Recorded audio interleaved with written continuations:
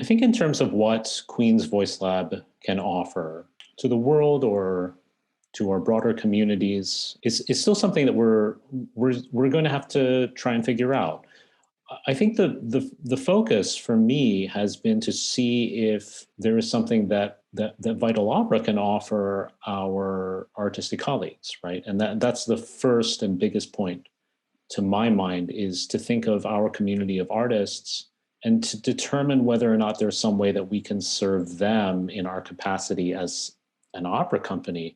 And so in that way, I think one of the things that I hope we're offering is a space for performers to at least deepen their sense of their ownership of their artistry and their sense of self within their artistry, and to be able to have a community with whom they can share that growth.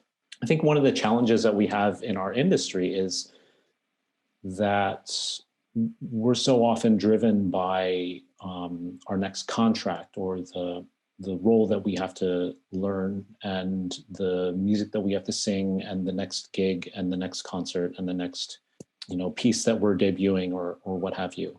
And I wonder if there isn't maybe enough space for artists to engage in thinking about what their artistry means in the midst of making a career. So I think that's the biggest thing, the question of how can we provide a space to reconnect with their creativity, to reconnect with their sense of self within artistry. And then I think the carryover effect is maybe we'll have more performances that are driven by the singing performers. Maybe we'll have programming that is more directly motivated by the experiences, the lived experiences of those performers. And maybe we'll also have an opportunity to break down the barrier a little bit more between classical artists and the general public, to have a more genuine and authentic conversation about what it means to be a classical artist right now.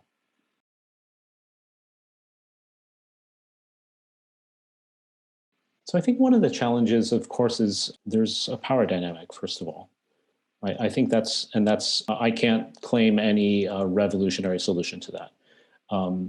That has a lot to do with money, and it has a lot to do with employment and the opportunity to create work. That I think the model is that producers think of a work that they want to make, or they create a work that they want to make, and then they hire the people that they want to execute that vision or to bring that into reality. I think one of the things that I find challenging about that is that often, and this has a lot to do with how we make art in general for public consumption, is that it's a commodity, right? It's something that we pay for. We're all on schedules. I'm also not going to claim anything revolutionary here, right? We're all on schedules. We live in the real world. And so there are deadlines, there are schedules, there are tickets that are sold, and things have to happen. And there's only so much time that we can give for the amount of money that if I'm a performer, for the amount of money that I'm receiving, right? There's only so much time that I should be able to give, right? I think that's one of the issues, is time. It's one of the things that I encountered a lot as a singer in New York City, and found, both exhilarating, because it is really fun to make art in a really kinetic environment that has a lot of energy around it. But I also found that there were times that I was working with so many amazing people, and I felt like we were just barely scratching the surface. And that's one of the biggest obstacles that I feel like I encounter, whether it's in my capacity as a producer or as a performer, to be able to work in a way that goes beyond the sort of instantaneous meeting. We arrive, we have the 3-hour rehearsal, and hopefully we get as much done as we would like. We cover as much material as we can, and then we move on with our lives and we go on to the next thing. So I think that's one of the biggest obstacles, is that sense of we just don't really have enough time to dig into things as maybe we would like. And I know that's sort of an old complaint, but it's also one of the things that I'm not sure that I want to necessarily challenge this for the industry, but it's something that I want to challenge in my work, both as a performer, as a director, and as a producer. And we've been successful in some ways, and in other ways we've been very unsuccessful in creating more spaciousness, for being able to develop time for our artists. I think it's that, and then I think just the depth of connection that we miss as a result of that, because we're always functioning on a sense of schedule, and that schedule is usually quite limited.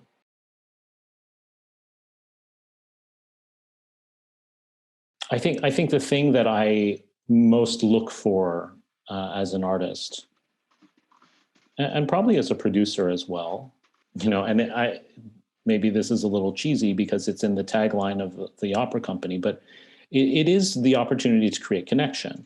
I am a deep believer in the power of the human voice and the act of expressing through the voice, and the all of the craft that we've developed around the ability to do that in the most expressive way, or in the deepest and closest to our hearts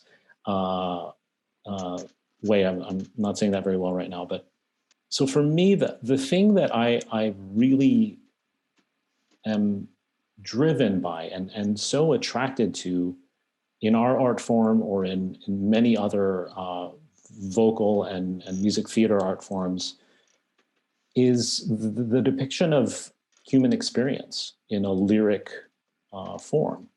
Whether that's song, or in theater, or in concerts, and sort of regardless of musical genre, that choice to open one's mouth and to give voice, and to feel the connection between that sense of expression and the body and the beating heart and the soul and the mind that are connected with that.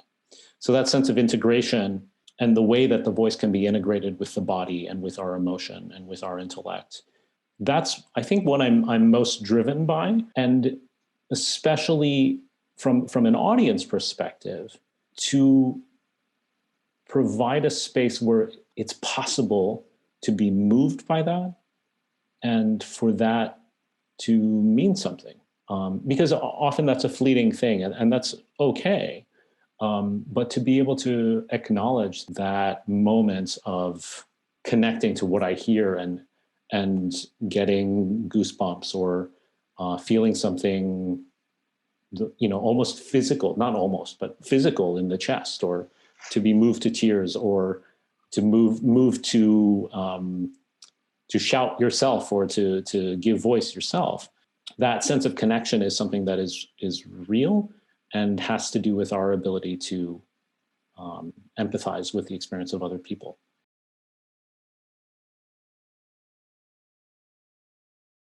I think that there's something that we do that our art form has a tendency to do, which is to slightly put things out of reach. We who are professionals at, particularly, if we were just to think about like classical singing, most of us have been through a lot of school. A lot of our music has been around for a long time, and it's been studied and recorded over and over and over again. And so there's a lot of knowledge about it. There's a big obstacle that we present to, I don't want to say the average listener, I want to say the average person. Something I think we often forget is that there really isn't a canon anymore of almost any kind, whether it's a canon of visual arts, of literature, of history, of common culture. So I think that's one of the challenges that we have in delivering music performances that are meaningful to people. Yes, we can connect with people on a moment by moment basis, on an emotional level, but there's often a lot of context that's missing, and that challenges our audience's ability to really connect with the work. So in terms of an educational philosophy, I would say that my biggest thing is that I don't think that there's anything to take for granted about what an audience should know. We come from so many different places now. We come from so many different backgrounds now that it doesn't really make sense to expect people to know. And then at the same time, we run into the danger then of thinking that we have to dumb things down, so to speak. We don't need to do that. We just need to provide information that helps people understand context and perhaps even juxtapose items that might not be as well known to the general public with things that are more within the common cultural parlance. So I think one of the things that I try to think about is that we can't take for granted much of anything. Our sense of culture and the all of the rituals that we go through, that so many of us who have gone to performances in concert halls and opera houses, those customs are our culture.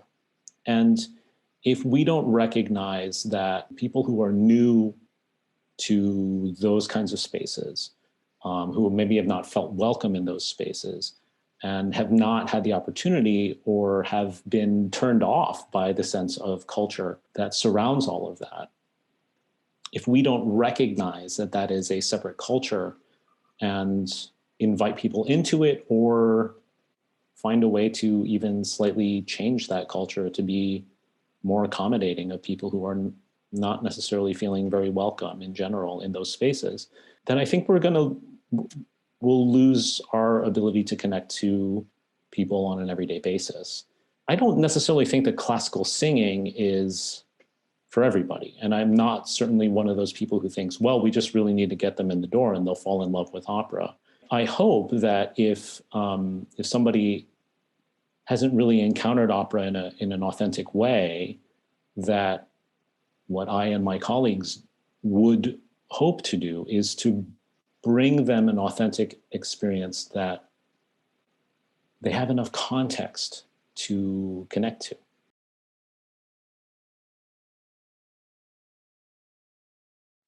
If everyone could please read Stamped from the Beginning by Ibram X. Kendi, that would be great, because that's a history that I don't think many of us really know, and is certainly not taught in American schools or in European schools, or in any of the places that are subject to white supremacy. I think this is an enormous issue for our culture. I would say that for us as people to try and understand what a lot of people have been saying for a long time, to try and have some context to be able to listen with different ears, that's a great place to start. Mm-hmm. A corollary, a secondary book would be An Indigenous Peoples' History of the United States, mm-hmm. Which is excellent.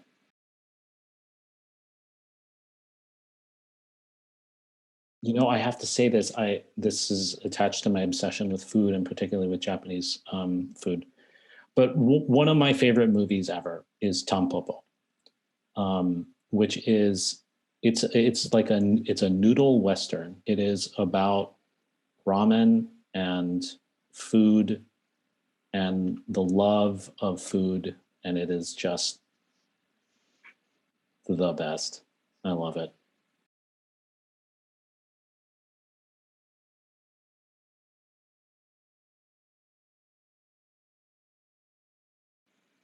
The thing that I want people to know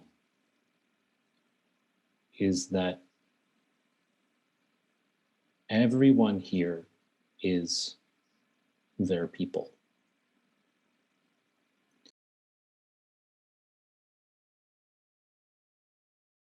I did think of the music, the piece of music, and you know, it's not a mind-blowing selection here, but the aria from Bach's Goldberg variations is like, that's kind of it for me. I don't know why, but I just, yeah, I love it.